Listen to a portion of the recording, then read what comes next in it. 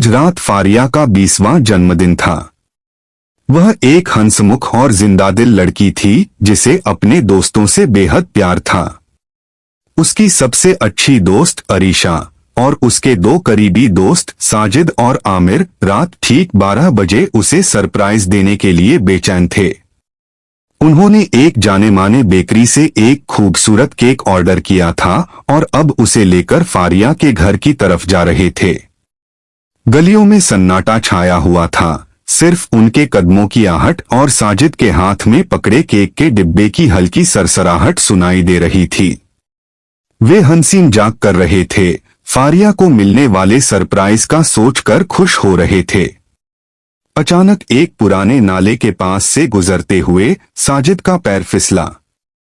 उसके हाथ से केक का डिब्बा छूट गया और एक दिल दहला देने वाली आवाज के साथ केक जमीन पर जा गिरा। ओह खुदाया, अरीशा चीख उठी। साजिद, यह तुमने क्या किया? साजिद का चेहरा शर्मिंदगी और परेशानी से लाल हो गया था। माफ करना यारों, मेरा पैर फिसल गया। केक पूरी तरह से बिखर चुका था, उसका हर टुकड़ा मिट्टी और कीचड़ में लथपथ था। रात के ठीक 11:50 हो चुके थे। आमिर ने सिर पीटा। अब रात के 12 बजे केक कहां से मिलेगा? फारिया का जन्मदिन बस 10 मिनट में शुरू होने वाला है।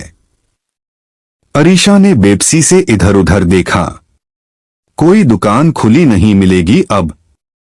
वे चारों, जिनमें एक और दोस्त रेहान भी शामिल था, मायूसी के आलम में खड़े थे। उन्हें फारिया को निराश नहीं करना था। वे उसके जन्मदिन को खास बनाना चाहते थे। वे इसी परेशानी के आलम में आगे बढ़ते रहे, बिना किसी उम्मीद के। फिर एक अचानक मोड़ पर उन्होंने वह दुकान देखी। एक पुरानी काई से ढकी और बिल्कुल अंधेरी गली में, जहां लोग भी जाने से कतराते थे, एक अकेली दुकान की हल्की रोशनी टिमटिमा रही थी। वह खामोश बेकरी थी। वह देखो, रेहान की आवाज में हैरत थी। वह बेकरी खुली है। आमिर ने झिझकते हुए कहा, यार, यही वह बेकरी है जिसके बारे में अजीब बातें सुनते हैं। अरीशा ने परेशानी के आलम में कहा, हमारे पास और कोई चारा नहीं है। फारिया मायूस हो जाएगी। साजिद ने एक गहरा सांस लिया। आओ देखते हैं, क्या पता यह सिर्फ अफवाहें हों। वे सब डरते डरते उस दुकान की तरफ बढ़े। दुकान के बाहर एक पुराना, जंग लगा हुआ बोर्ड लटका रहा था जिस पर नाम पढ़ना मुश्किल था। दुकान के अंदर से एक अजीब सी सड़ांध की बू आ रही थी, जैसे कोई पुरानी चीज सड़ रही हो। दुकान के अंदर रोशनी बहुत कम थी, बस एक हल्का बल्ब जल रहा था जिसकी रोशनी में अंदर का मंजर धुंधला सा दिखाई दे रहा था। अंदर एक बूढ़ा आदमी बैठा था जिसका चेहरा झुर्रियों से भरा हुआ था और उसकी आंखें बहुत छोटी और बेजान थीं। वह ग्राहकों का इंतजार नहीं कर रहा था, बल्कि खामोशी से बैठा किसी चीज को घूर रहा था। उसके आसपास मकड़ी के जाले लटक रहे थे और काउंटर पर पड़ी मिठाइयों पर धूल की परत जमी थी। क्या आपके पास कोई ताजा केक है? साजिद ने हिचकिचाते हुए पूछा। बूढ़े आदमी ने धीरे से सिर उठाया। उसकी निगाहें ऐसी थीं जैसे उसके अंदर कोई रूह न हो। उसने अपनी ज़बान अपने फटे हुए होठों पर फेरी। ताजा? हाँ, मेरे पास हमेशा ताजा केक होते हैं। उसकी आवाज इतनी गहरी और खुरदरी थी जैसे सैकड़ों साल पुराने पत्थर से निकल रही हो। उसने एक काले डिब्बे की तरफ इशारा किया जो काउंटर के नीचे पड़ा था। यह ले लो, यह मेरा सबसे खास केक है। अरीशा ने डिब्बे को देखा। वह हैरान रह गई कि इतनी पुरानी दुकान में भी इतना खूबसूरत डिब्बा कैसे हो सकता है। डिब्बे पर काला मखमली रिबन बंधा हुआ था। इसकी क्या कीमत है? आमिर ने पूछा। बूढ़े ने एक अजीब सी मुस्कुराहट दी। उसकी मुस्कुराहट ऐसी थी जैसे कोई मुर्दा हंस रहा हो। इसकी कीमत तुम बाद में चुकाओगे। 500 रुपए देकर वे डिब्बा लेकर बाहर निकले। बाहर आते ही उन्हें लगा जैसे उन्होंने ताजा हवा में सांस ली हो। दुकान का दरवाजा उनके पीछे खुद ब खुद बंद हो गया और हल्की रोशनी भी गायब हो गई। यार, यह आदमी और यह दुकान कितनी अजीब थी, रेहान ने कांपते हुए कहा। लेकिन हमें केक मिल गया, अरीशा ने खुशी से कहा। चलो जल्दी से फारिया के घर चलते हैं। वे जल्दी जल्दी फारिया के घर पहुंचे। ठीक 12 बज चुके थे। उन्होंने दरवाजा खटखटाया और जैसे ही फारिया ने दरवाजा खोला, सबने एक साथ चीखा, हैप्पी बर्थडे फारिया। फारिया की आंखें खुशी से चमक उठीं। ओह खुदाया, तुम सब, और केक भी। उन्होंने नया केक का डिब्बा खोला। केक की बू भी कुछ अजीब सी थी, जैसे मीठी खुशबू के साथ किसी पुरानी दवा की सी महक आ रही हो। वाह, कितना अनोखा केक है। फारिया ने केक का एक बड़ा टुकड़ा काटा और खुशी खुशी मुंह में डाल लिया। उसके दोस्तों ने भी अपने अपने टुकड़े लिए और खाने लगे। केक का स्वाद अजीब था। शुरू में वह बहुत मीठा और खुशबूदार लगा, लेकिन फिर उसके अंदर से एक कड़वाहट और धातुई स्वाद आने लगा, जैसे लोहा या खून। साजिद ने फौरन अपना टुकड़ा थूक दिया। यार, यह कैसा केक है? इसका स्वाद तो बहुत अजीब है। आमिर भी सहमत हुआ।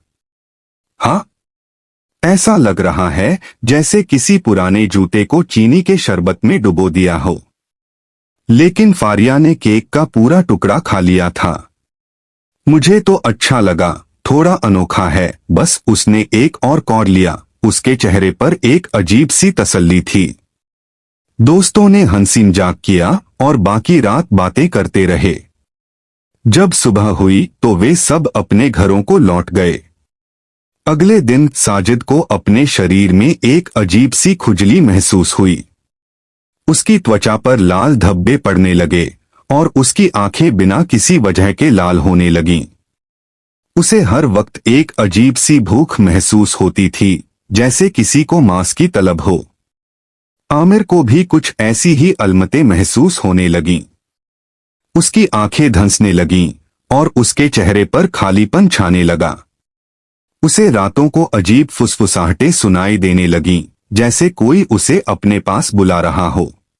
अरीशा और रेहान, जिन्होंने केक का 1 या 2 कौर ही खाए थे और थूक दिया था, उनकी हालत अपेक्षाकृत बेहतर थी, लेकिन उन्हें भी हर वक्त एक अजीब सी सर्दी महसूस होती थी, चाहे मौसम कितना ही गर्म क्यों न हो।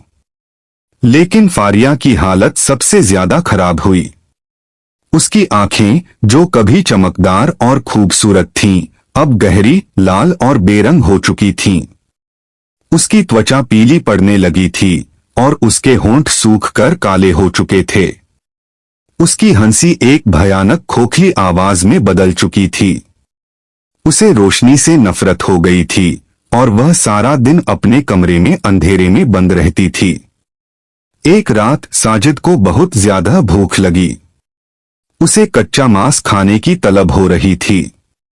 वह उठकर किचन में गया और फ्रिज खोला। उसकी नजर फ्रिज में रखे मांस पर पड़ी। उसकी आंखें और ज्यादा लाल हो गईं। वह मांस उठाकर कच्चा ही खाने लगा। उसके दांत तेज होते जा रहे थे और उसकी आंखों में वहशत थी। फारिया के घर से उसकी मां ने परेशानी की हालत में अरीशा को फोन किया। अरीशा, फारिया ठीक नहीं है। वह खाना नहीं खा रही, बस अंधेरे में बैठी रहती है। उसकी आंखें बहुत डरावनी हो गई हैं। अरीशा और रेहान, जो इन अजीब बदलावों से भयभीत हो रहे थे, फारिया को देखने उसके घर गए। जैसे ही वे फारिया के कमरे में दाखिल हुए, उन्हें सड़ांध की वही बू आई जो उस खामोश बेकरी से आ रही थी। फारिया बिस्तर पर बैठी थी। उसकी पीठ दरवाजे की तरफ थी। जब उसने धीरे से अपना चेहरा मोड़ा तो अरीशा की चीख निकल गई। फारिया की आंखों से खून टपक रहा था। उसके गाल पिचके हुए थे और उसके जबड़े पर एक अजीब सा जख्म था। उसके लंबे बाल, जो कभी रेशम जैसे थे, अब उलझे हुए और गंदे थे। वह इंसान नहीं लग रही थी, बल्कि किसी जिंदा लाश की मानिंद थी। फारिया, अरीशा ने कांपते हुए कहा। फारिया ने कोई जवाब नहीं दिया। उसने अपने दांत दिखाए जो तेज नोकदार हो चुके थे, और उसके होठों से एक काला तरल टपक रहा था। उसने अरीशा की तरफ अपना हाथ बढ़ाया। उसकी उंगलियां अब लंबी और मुड़ी हुई थीं। जब वे बाहर गली में पहुंचे तो उन्होंने देखा कि साजिद और आमिर भी, जो अब पूरी तरह से भूत बन चुके थे, उनकी तरफ आ रहे थे। उनकी आंखों से खून टपक रहा था और उनके चेहरे विकृत हो चुके थे। उनके मुंह से अजीबोगरीब घुर्राहट की आवाजें निकल रही थीं। वह सब केक की वजह से हुआ, अरीशा ने हांफते हुए कहा। उस बेकरी का केक। उन्हें याद आया कि बूढ़े बेकर ने कहा था, इसकी कीमत तुम बाद में चुकाओगे। अब वे समझ गए थे कि इसकी कीमत क्या थी। वह केक जो खाता था, वह उस बेकरी का हिस्सा बन जाता था, यानी एक जीवित भूत। अरीशा और रेहान ने भागना शुरू किया। साजिद और आमिर उनके पीछे थे। उनकी गति अप्राकृतिक थी और उनकी भूख उनके चेहरों से साफ झलक रही थी। अरीशा को लगा जैसे वह किसी भयानक सपने में फंस गई है। वे भागते हुए दोबारा उसी खामोश बेकरी के करीब पहुंचे। दुकान एक बार फिर खुली थी और अंदर वही हल्की रोशनी जल रही थी। बूढ़ा बेकर काउंटर पर बैठा उन्हें घूर रहा था। उसके चेहरे पर एक विजी मुस्कुराहट थी। तुम लोग वापस आ गए, बूढ़े की आवाज गूंजी। मैं जानता था तुम मेरे पास ही आओगे। तुमने यह क्या किया है? रेहान चीखा। तुम लोगों को भूत क्यों बना रहे हो? बूढ़े ने एक भयानक हंसी हंसी। हंसी ऐसी थी जैसे किसी कब्रिस्तान में कौवे चीख रहे हों। यह सिर्फ एक कारोबार है। मैं इन भटकती रूहों को ठिकाना देता हूं और इसके बदले में वह मुझे अपने नए साथी देते हैं। तब उन्हें दुकान के अंदर अंधेरे कोनों में कुछ और चमकती हुई लाल आंखें नजर आईं। ये वे सभी लोग थे जिन्होंने इस बेकरी से केक खरीदे थे। वे सब खामोश खड़े थे। उनके शरीर हिल नहीं रहे थे, लेकिन उनकी आंखें जीवित थीं और वे अरीशा और रेहान को घूर रही थीं। साजिद और आमिर अब दुकान के सामने पहुंच चुके थे। उनके होठों से खून टपक रहा था और वे दोनों अरीशा और रेहान की तरफ लपके। नहीं, अरीशा चीखी। रेहान ने उसका हाथ पकड़ा। हमें कुछ करना होगा। इसी पल रेहान की नजर एक पुरानी जंग लगी पेट्रोल की बोतल पर पड़ी जो दुकान के बाहर पड़ी थी। उसे एक ख्याल आया। बूढ़े रेहान ने चीखकर कहा, तुम्हें आग से डर लगता है ना? बूढ़े बेकर की छोटी आंखें फैल गईं। उसके चेहरे पर डर के निशान दिखाई दिए। आग? नहीं नहीं, उसकी आवाज लड़खड़ा गई। रेहान ने तेजी से पेट्रोल की बोतल उठाई और उसे बेकरी के दरवाजे और काउंटर पर उड़ेलना शुरू कर दिया। साजिद और आमिर उसकी तरफ बढ़े, लेकिन अरीशा ने एक पुरानी टोकरी उठाकर उन पर फेंक दी। इससे उन्हें एक पल के लिए रोका गया।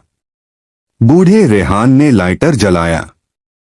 यह तुम पर आखिरी हमला है। उसकी आंखों में वहशत भरी हुई थी। वह पीछे हटा। उसका शरीर कांपने लगा। नहीं, यह तुम नहीं कर सकते। मेरी सल्तनत। रेहान ने जलता हुआ लाइटर बेकरी के अंदर फेंक दिया। धमाका! एक भयानक विस्फोट हुआ और आग के शोले आसमान को छूने लगे। पेट्रोल ने फौरन दुकान को अपनी चपेट में ले लिया। बूढ़ा बेकर चीखा। उसकी चीख इंसानी नहीं थी, बल्कि किसी जिन्न जैसी की चीख जैसी थी। वह आग में लिपट गया और उसका शरीर जलकर राख होने लगा। दुकान के अंदर मौजूद सभी भूत चीखने लगे। उनके शरीर भी आग में घुल रहे थे। साजिद और आमिर भी, जो दुकान के करीब थे, आग की चपेट में आ गए। उनकी चीखें भी धीरे धीरे खामोश हो गईं। अरीशा और रेहान दूर भागते गए। उनकी आंखों में डर और हैरत थी। पीछे मुड़कर देखा तो खूनी बेकरी पूरी तरह जल चुकी थी और सिर्फ एक काली इमारत का ढांचा रह गया था। हवा में जलते हुए मांस और पेट्रोल की बदबू फैली हुई थी। अगले दिन शहर में इस आग की खबर फैल गई। कोई नहीं जानता था कि यह आग कैसे लगी। साजिद, आमिर और फारिया की गुमशुदगी भी एक रहस्य बनी रही। कोई नहीं समझ सका कि वे कहाँ गए। गांव के लोग भयभीत होकर अपने घरों में दुबके हुए हैं। गांव वाला डरते हुए अपनी पत्नी से।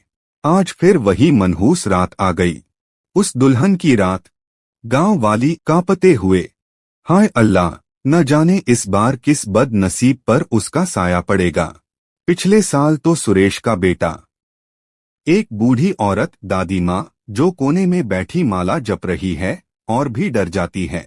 दादी माँ धीमे से आंखें मूंदकर, बस रवि बच जाए, मेरा रवि। तेज हवा चल रही है। घुंघरू की एक रहस्यमय आवाज दूर से आती हुई सुनाई देती है।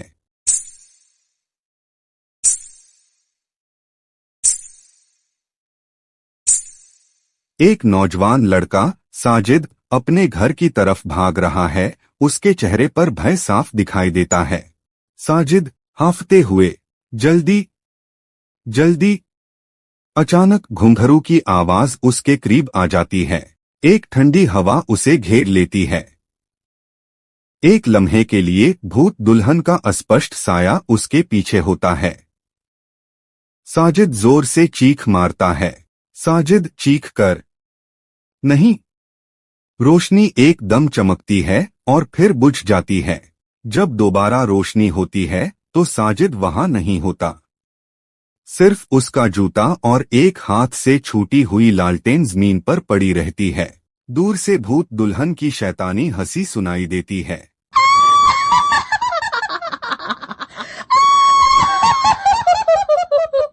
2 साल पहले एक रात, एक और नौजवान लड़का, कमाल, कुएं से पानी भर रहा है।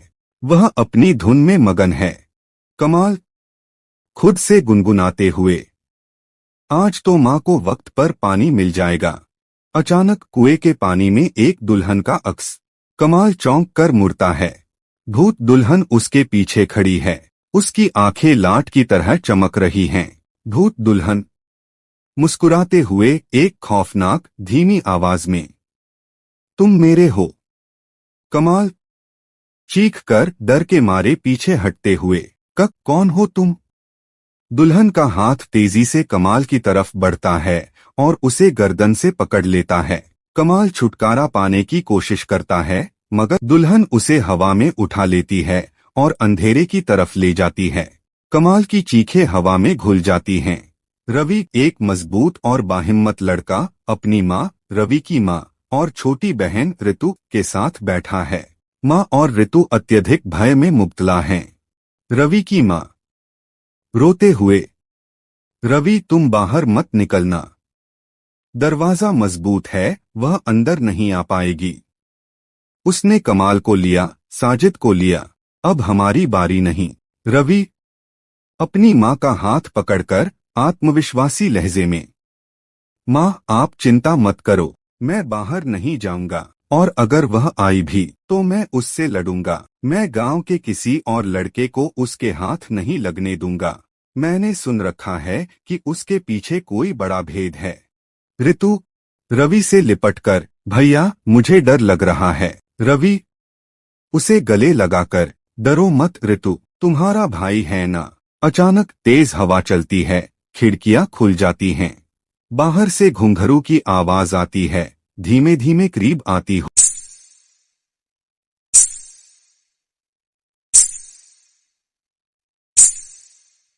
रवि की माँ चिल्लाकर, वह आ गई। दरवाजा धीमे धीमे खुलने लगता है। अंदर एक गहरा साया दिखता है, जिसमें एक शादी का जोड़ा झलकता है।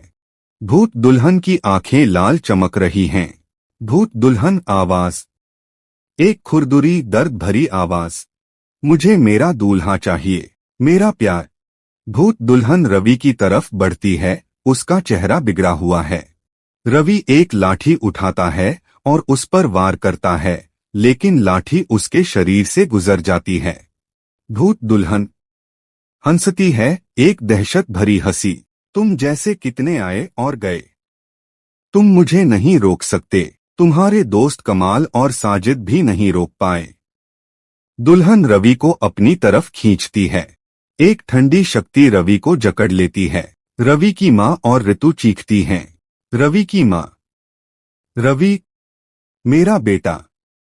रवि मजबूर होकर भूत दुल्हन के साथ हवा में उठने लगता है और दरवाजे से बाहर निकल जाता है। माँ और ऋतु नीम पर गिर कर रोते हैं। भूत दुल्हन रवि को हवा में लेकर तेजी से जंगल की गहराइयों में उड़ रही है। रवि छुटकारा पाने की कोशिश कर रहा है। रवि चिल्लाते हुए, मुझे छोड़ दो। भूत दुल्हन खुश होकर, तुम भी मेरे हो, बिल्कुल बाकियों की तरह। तुम भी मुझ में समा जाओगे। वह एक पुराने टूटे हुए मंदिर की तरफ जा रहे हैं, जो जंगल के बीच में है। मंदिर के अंदर से एक गहरी नीली रोशनी निकल रही है। मंदिर अंदर से खंडहर है। बीच में एक पुरानी मूर्ति है। जमीन पर पुराने कपड़े, सूखी पत्तियां और कुछ हड्डियां बिखरी हुई हैं। इन हड्डियों में से कुछ ताजा और कुछ पुरानी हैं, जो कमाल और साजिद की हो सकती हैं। भूत दुल्हन रवि को जमीन पर पटकती है। अब तुम यहाँ अकेले हो, कोई तुम्हें बचाने नहीं आएगा। यहाँ तुम्हारे दोस्त कमाल और साजिद की रूहें भी कैद हैं। दुल्हन रवि के चारों तरफ चक्कर लगाती है। उसकी आवाज में एक बिगाड़ है। रवि, हिम्मत करके, तुम क्या चाहती हो? क्यों करती हो यह सब? मेरी भी रूह ले लोगी? भूत दुल्हन, उसकी आंखों में बीते हुए गुस्से और बदले की चमक। मुझे मेरे दूल्हे से छीना गया था। मेरी खुशियां छीन ली गई थीं। अब मैं सबसे सब कुछ छीन लूंगी। तुम सबकी रूहें मेरी गुलाम बनेंगी। दुल्हन रवि की तरफ हाथ बढ़ाती है, उसकी रूह को पकड़ने के लिए। अचानक मंदिर के एक कोने से एक तेज हवा का झोंका आता है। एक गहरी हरी रोशनी दिखती है और उसके पीछे से भूत दूल्हा 20S प्रकट होता है। उसकी आंखें भी चमक रही हैं, लेकिन उनमें बदले की आग और गुस्सा है। भूत दूल्हा गुस्से में, आवाज में एक गूंज, बस करो दुल्हन, अब और नहीं, यह सब रोक दो। भूत दुल्हन हैरान, गुस्से में, कौन? यह हिम्मत किसकी हुई? यह आवाज, यह मेरा दूल्हा? भूत दूल्हा आगे बढ़ते हुए, उसकी आवाज में दर्द और फैसलाकुन लहजा, हाँ मैं, वह जिसे तूने अपनी नफरत का शिकार बनाकर अपनी ही बर्बादी का सबब बनाया, जिसे तूने अपनी मोहब्बत समझा, मगर हकीकत में सिर्फ एक ताकत की प्यास थी। मैं हूँ वही जिसे तूने भी धोखा दिया, जब तूने अपनी इंतकाम की आग में मुझे भी जलाया। मैं इसी मंदिर का संरक्षक था, इसी मंदिर में मेरी रूह कैद थी। रवि हैरान कमजोर आवाज में, कौन हो तुम? भूत दूल्हा रवि को देखता है, उसकी आंखों में दुख और दृढ़ता। मैं वही जिसे तूने अपने साथ ले जाने की कोशिश की थी। मैं वही जिसे तूने अपने सुहाग रात में ही कुर्बान कर दिया था। लेकिन मैं बच गया था, मेरी रूह यहाँ कैद थी, और अब मैं तुझे खत्म करने आया हूँ। मैंने देखा है कि तूने कमाल और साजिद जैसे कितने बेगुनाह लड़कों को निगल लिया। अब बस। भूत दूल्हा और भूत दुल्हन के बीच एक भयानक टकराव शुरू होता है। मंदिर हिलने लगता है, बिजली चमकती है और रोशनी के गोले टकराते हैं। भूत दुल्हन गुस्से में, तुम मुझे रोक नहीं सकते, मैं अमर हूँ, यह सब मेरे इंतकाम का हिस्सा है। भूत दूल्हा ताकत लगाते हुए, तुम अमर नहीं हो, तुम बस एक भटकती हुई रूह हो जिसे शांति की नहीं, तबाही की आदत हो गई है, और आज मैं तुम्हें यह तबाही रोकने वाला हूँ। तुम्हारे यह इंतकाम का चक्र आज मैं खत्म करूँगा। भूत दूल्हा अपने हाथों से एक शक्ति का गोला बनाता है और दुल्हन पर फेंकता है। दुल्हन उससे बचाने की कोशिश करती है, लेकिन शक्ति उसके शरीर को छू लेती है। दुल्हन चीखती है, उसकी शक्ति कमजोर पड़ने लगती है। भूत दुल्हन दर्द में हा, यह क्या, यह शक्ति कहाँ से? भूत दूल्हा आगे बढ़ते हुए पक्के इरादे से, यह वह शक्ति है जो मैंने अपनी कैद में रहते हुए हासिल की है। वह शक्ति जो तुमने मुझसे छीनी थी, जो तुमने कमाल और साजिद जैसे बेगुनाहों से छीनी थी। यह तुम्हारी अपनी ही तारीख शक्ति है जिसे मैंने तुम्हारे खिलाफ मोड़ दिया है। भूत दूल्हा दुल्हन को पकड़ लेता है। दोनों के बीच एक आखिरी भारी टक्कर होती है। दुल्हन का शादी का जोड़ा फटने लगता है। उसका रूप और भी बिगड़ता जाता है। उसकी आंखों से खून बहने लगता है। आखिरकार भूत दुल्हन पूरी तरह से गायब हो जाती है। सिर्फ एक हल्की उदास सी रोशनी बाकी रहती है जो फिर धीमे धीमे फीकी पड़ जाती है। मंदिर में एक गहरी खामोशी छा जाती है। गांव में धूप निकल चुकी है। गांव वाले डरते हुए अपने घरों से बाहर आ रहे हैं। रवि की माँ और ऋतु रोते हुए बैठे हैं। अचानक रवि मंदिर की सम्त से आता हुआ दिखता है। वह कमजोर है लेकिन जिंदा और उसके चेहरे पर एक नई उम्मीद है। रवि की माँ चीख कर, रवि मेरा बेटा। माँ और ऋतु दौड़कर रवि को गले लगा लेते हैं। गांव वाले भी हैरान और खुश हैं। गांव वाला, रवि तुम जिंदा हो? कैसे? वह दुल्हन, रवि वो अब नहीं आएगी, वो खत्म हो गई। अब किसी को डरने की जरूरत नहीं। शाम का समय, हवेली के आंगन में उमर और माजिद क्रिकेट खेल रहे हैं। उमर एक चौका लगाता है और गेंद हवेली के सबसे गहरे और अंधेरे हिस्से में चली जाती है, जहां एक टूटा हुआ कुआं और एक पुराना पेड़ है जिसकी शाखाएं झुकी हुई हैं। माजिद कांपते हुए, देखो उमर, मैं उस तरफ नहीं जाऊंगा। यह वही जगह है जिसके बारे में लोग कहते हैं कि यहाँ भूत रहते हैं। उमर उसका मजाक उड़ाते हुए, ओह, तुम अब भी उन पुरानी कहानियों पर यकीन रखते हो? उमर कुएं की तरफ बढ़ता है। अचानक उसे पानी में कोई हरकत दिखाई देती है। पानी में एक लंबी पतली आकृति झलकती है। वह तेजी से वहां से हटता है और गेंद उठाता है। उमर हंसते हुए, कुछ भी नहीं था, बस हमारा दिमाग हमें धोखा दे रहा है। दोनों अपने दादाजी की तरफ भागते हैं जो पास ही बैठे हुए हैं। दृश्य 2। स्थान हवेली के बाहर एक चारपाई पर। उमर और माजिद अपने दादाजी को वह सब कुछ बताते हैं जो उन्होंने देखा है। दादाजी दुख भरे लहजे में, बच्चों, यह जगह कोई आम जगह नहीं है। यह साकिनी की हवेली है। यह एक ऐसी आत्मा है जो लोगों को अपने तांडव के जरिए पकड़ती है। सदियों से यह यहाँ मौजूद है और इसका डर यहाँ के लोगों में फैल गया है। उमर चिंतित होते हुए, दादाजी, लेकिन वह ऐसा क्यों करती है? उसका मकसद क्या है? दादाजी आह भरते हुए, साकिनी कभी एक खूबसूरत नर्तकी थी, लेकिन एक बदकिस्मत जादूगर ने उसकी आत्मा को एक शैतानी आत्मा में बदल दिया। अब वह अपनी खुशी, अपने हुनर और अपनी जिंदगी की तबाही का बदला ले रही है। वह उन लोगों को देखकर खुश होती है जो उसके भयानक नृत्य से डरते हैं।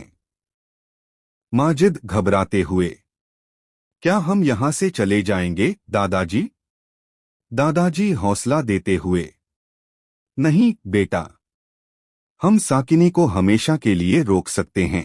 हमें उसे उसके असली हाल में वापस लाने के लिए उसकी कमजोरी को ढूंढना होगा। दृश्य 3। स्थान हवेली के अंदर। आधी रात। उमर और माजिद चुपके से हवेली में दाखिल होते हैं।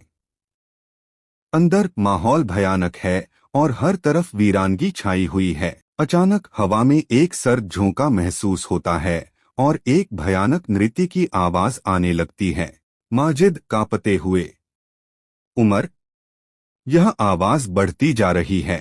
एक कोने में एक धुंधली सी रोशनी में साकिनी की एक भयानक आकृति दिखाई देती है।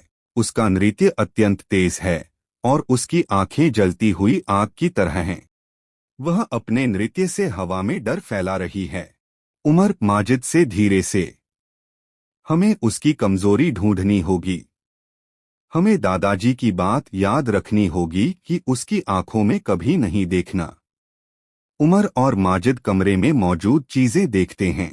अचानक उमर को एक प्राचीन टूटे हुए आईने में एक भयानक दृश्य दिखाई देता है। इसमें एक लड़की नाच रही है। उमर को एहसास होता है कि साकिनी की आत्मा इस आईने में बंद थी। उमर खुशी से चिल्लाते हुए, माजिद, यह आईना! मुझे लगता है कि यह उसका असली घर है। हमें यह आईना यहाँ से हटाना होगा। साकिनी को महसूस होता है कि वे दोनों वहाँ हैं। उसका नृत्य तेज हो जाता है। वह उनकी तरफ बढ़ती है और पूरी हवेली में भूकंप आ जाता है। टूटे हुए शीशे जमीन पर गिरते हैं। माजिद डरे हुए, उमर, वह यहाँ आ रही है। हम यह कैसे करेंगे? उमर एक लंबा कपड़ा उठाता है और उस आईने पर डाल देता है। जैसे ही वह ऐसा करता है, साकिनी का नृत्य रुक जाता है। उसकी आंखें मंद हो जाती हैं और वह धीरे धीरे एक बेजान, डरी हुई लड़की की शक्ल में वापस आ जाती है। स्थान हवेली के अंदर। आधी रात। उमर और माजिद चुपके से हवेली में दाखिल होते हैं। अंदर माहौल भयानक है और हर तरफ वीरानगी छाई हुई है। अचानक हवा में एक सर्द झोंका महसूस होता है और एक भयानक नृत्य की आवाज आने लगती है। माजिद कांपते हुए, उमर! यह आवाज बढ़ती जा रही है। एक कोने में एक धुंधली सी रोशनी में साकिनी की एक भयानक आकृति दिखाई देती है। उसका नृत्य अत्यंत तेज है और उसकी आंखें जलती हुई आग की तरह हैं। वह अपने नृत्य से हवा में डर फैला रही है। उमर माजिद से धीरे से, हमें उसकी कमजोरी ढूंढनी होगी। हमें दादाजी की बात याद रखनी होगी कि उसकी आंखों में कभी नहीं देखना। उमर और माजिद कमरे में मौजूद चीजें देखते हैं। अचानक उमर को एक प्राचीन टूटे हुए आईने में एक भयानक दृश्य दिखाई देता है। इसमें एक लड़की नाच रही है। उमर को एहसास होता है कि साकिनी की आत्मा इस आईने में बंद थी। उमर खुशी से चिल्लाते हुए, माजिद, यह आईना! मुझे लगता है कि यह उसका असली घर है। हमें यह आईना यहाँ से हटाना होगा। साकिनी को महसूस होता है कि वे दोनों वहाँ हैं। उसका नृत्य तेज हो जाता है। वह उनकी तरफ बढ़ती है और पूरी हवेली में भूकंप आ जाता है। टूटे हुए शीशे जमीन पर गिरते हैं। माजिद डरे हुए, उमर, वह यहाँ आ रही है। हम यह कैसे करेंगे? उमर एक लंबा कपड़ा उठाता है और उस आईने पर डाल देता है। जैसे ही वह ऐसा करता है, साकिनी का नृत्य रुक जाता है। उसकी आंखें मंद हो जाती हैं और वह धीरे धीरे एक बेजान, डरी हुई लड़की की शक्ल में वापस आ जाती है। दृश्य 4। स्थान हवेली के बाहर। जैसे ही उमर और माजिद बाहर निकलते हैं, दादाजी उन्हें देखकर मुस्कुराते हैं। उमर और माजिद उनकी तरफ भागते हैं। दादाजी गर्व से, शाबाश बच्चों, तुम दोनों ने बहुत बहादुरी का प्रदर्शन किया। तुमने साकिनी को उसके असली घर, उस आईने में वापस भेज दिया है। दादाजी उस कपड़े में लिपटे हुए आईने को लेते हैं और उसे सावधानी से एक पुरानी संदूक में रख देते हैं। दादाजी, अब उसकी आत्मा को सुकून मिल गया है और वह किसी को नुकसान नहीं पहुंचाएगी। तीनों एक दूसरे को देखकर मुस्कुराते हैं। हवेली में फिर से सुकून हो जाता है और डर का साया खत्म हो जाता है। अंधेरा है। केवल चांद की रोशनी कमरे में आ रही है। आरव बिस्तर पर लेटा हुआ है, कंबल ओढ़े हुए। नेहा एक पुरानी किताब पढ़ रही है, जिसके पन्नों से अजीब सी गंध आ रही है। आरव डरते हुए धीरे से, दीदी, आपको पता है, हमारे घर के पास जो पुराना भूत बंगला है, उसमें आज रात कोई अजीब सी आवाज आ रही थी। नेहा हंसते हुए बिना किताब से नजर हटाए, आरव, तुम हमेशा डरते रहते हो। वो अजीब सी आवाज, वो तो पुराने दरवाजे की है। हवा से खुल जाता है। अचानक से एक चिड़चिड़ी आवाज सुनाई देती है, जैसे कोई लोहा जमीन पर घसीट रहा हो और इस बार यह आवाज घर के अंदर से आती है। आरव घबराते हुए, सुना आपने? अंदर से आवाज आई। नेहा किताब बंद कर देती है। उसकी आंखों में थोड़ी सी घबराहट दिखती है। दोनों चुपचाप एक दूसरे को देखते हैं। तभी उनके कमरे के दरवाजे पर एक हल्का सा खटका होता है। नेहा सांस रोकते हुए, कौन है? कोई जवाब नहीं आता। खटका फिर से होता है, इस बार जोर से। आरव कांपते हुए, दादी माँ होंगी। नेहा हिम्मत करके दरवाजा खोलती है। बाहर कोई नहीं होता। बस एक छोटा सा सूखा हुआ खून का निशान है जो दरवाजे पर लगा है। नेहा, यह क्या है? दृश्य 2, रहस्य का गहरा होना। आंतरिक। दादी माँ का कमरा। सुबह आरव और नेहा दादी माँ के पास बैठे हुए हैं। उनको दरवाजे पर मिले सूखे खून के निशान के बारे में बता रहे हैं। दादी माँ गंभीर, बेटा तुम जिसे भूत बंगला कहते हो वो बंगला नहीं है, वो तो काल रक्त का घर है। यह निशान, यह उसका संदेश है। नेहा घबराते हुए, कौन है दादी माँ यह काल रक्त? और कैसा संदेश? दादी माँ धीरे से, काल रक्त एक शापित चुड़ैल है। बहुत साल पहले यहाँ एक राजकुमारी रहती थी जो बहुत सुंदर और शांत स्वभाव की थी। लेकिन उसने एक घिनौने राक्षस से प्यार कर लिया। जब राजा को इसका पता चला तो उन्होंने उस राजकुमारी को सूखे खून से बने हुए एक अजीब शरीर में बंद कर दिया और उसे बंगले में कैद कर दिया। उसने मरने से पहले श्राप दिया कि जो भी उस बंगले के अंदर आएगा उसके शरीर से खून निकलकर उसका नया जिस्म बनेगा। यह निशान उसकी शपथ का ही हिस्सा है। आरव कांपते हुए, तो क्या वो जिंदा है? दादी माँ उसकी शपथ अभी भी जिंदा है। कहते हैं जब चांद पूरा लाल हो जाता है तब काल रक्त बाहर आती है। वो जिसे भी खून का निशान देकर बुलाती है वो उसकी तरफ खींचा चला जाता है। और जिसकी भी आंखें उसकी आंखों से मिल जाती हैं उसका खून सूख जाता है। उस बंगले के बाहर एक पुरानी डायरी है जो उस राजकुमारी की ही थी। अगर हम उसको ढूंढ सकें तो शायद हमें काल रक्त का राज पता चल सके। दृश्य 3, पुरानी डायरी का सच। बाहरी भूत बंगले के बगीचे में दिन में। दादी माँ की बात सुनकर नेहा आरव के साथ भूत बंगले के बगीचे में चोरी छुपे जाती है। बगीचा सूखा हुआ है जिसमें से खून की हल्की सी गंध आ रही है। दोनों डरते हुए इधर उधर देखते हैं। एक पुराने सूखे हुए पेड़ के नीचे नेहा को एक छोटा सा पुराना खून के दागों से भरा हुआ डायरी मिलता है।